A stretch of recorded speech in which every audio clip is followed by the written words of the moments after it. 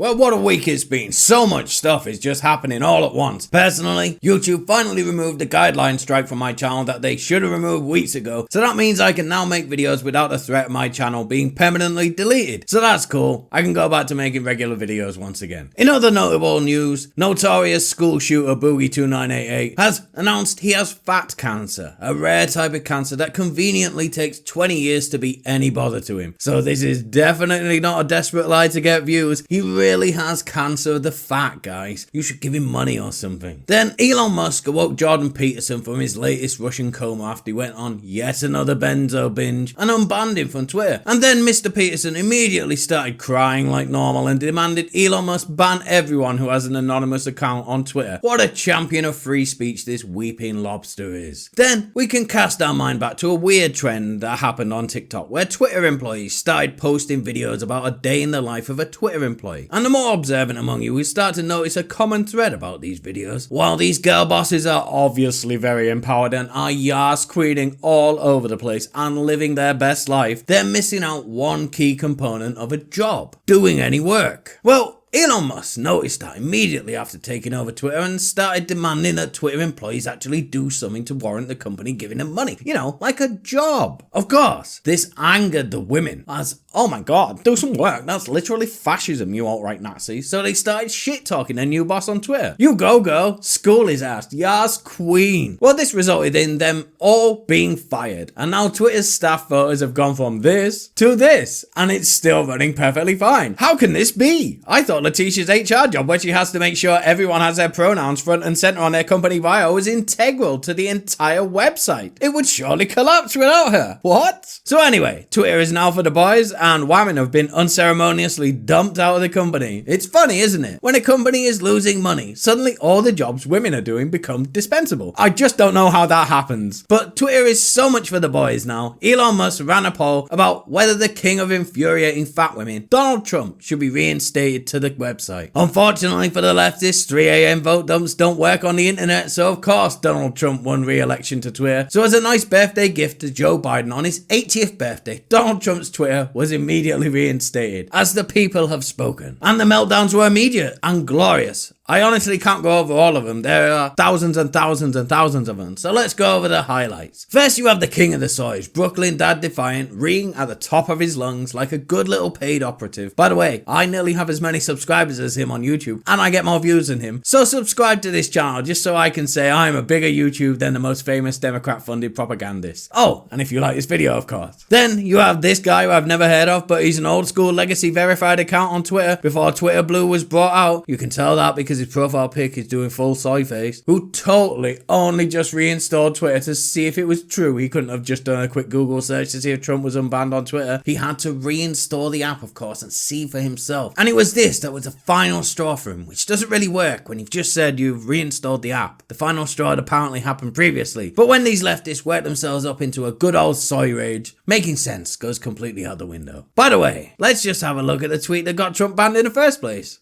You see? You think any of the January the 6th grift would have worked if everyone could have just pointed to that tweet and said, what are you talking about? No, it had to be removed. No one had to see that. Anyway, back to reeing. Here's Don Winslow giving some good advice and suggesting that they should just stay and ree and cry for my amusement personally. Well said, Don. Here's a couple of people not understanding how anything works and how Trump's account just being unbanned, not him tweeting by the way, has driven Twitter uses to all-time highs, which is an advertiser's dream, of course. Oh, and you remember the ADL? A group who used to be cool and all for free speech. But here's one of their guys going full fascist and wanting the government to close it down because someone he doesn't like is allowed on Twitter. A lot of people just logging on. They totally weren't on Twitter the entire time. This is a one-off to see that Elon Musk can cry a bit. Here's one who's lost his mind so totally and completely I don't quite know what he's saying. Trump being on Twitter costs the world countless lives, and now Elon Musk is about to slaughter an untold amount of people as well. Really not sure how an app can kill you, but a leftist said it, so it must be true. Which brings me on to the great question of our time. How many Americans will die because Elon Musk brought Donald Trump back to Twitter. It's a big question for sure. I guess we just won't know until Trump tweets for the first time and then the bodies start piling up in the streets. It's gonna be the pandemic of mean tweet. And this is a tiny fraction of what's going on. They are completely losing their minds over there. It is so great. Thousands and thousands of the most pathetic people alive today thinking words on a screen can harm them. It's so beautiful to see. Next you'll all be telling me we'll close the whole world down because people are scared of a cold. That's it for today's video. Don't forget to like and share, subscribe to make me a bigger YouTuber than Brooklyn Dad Defiant. Thanks, boy.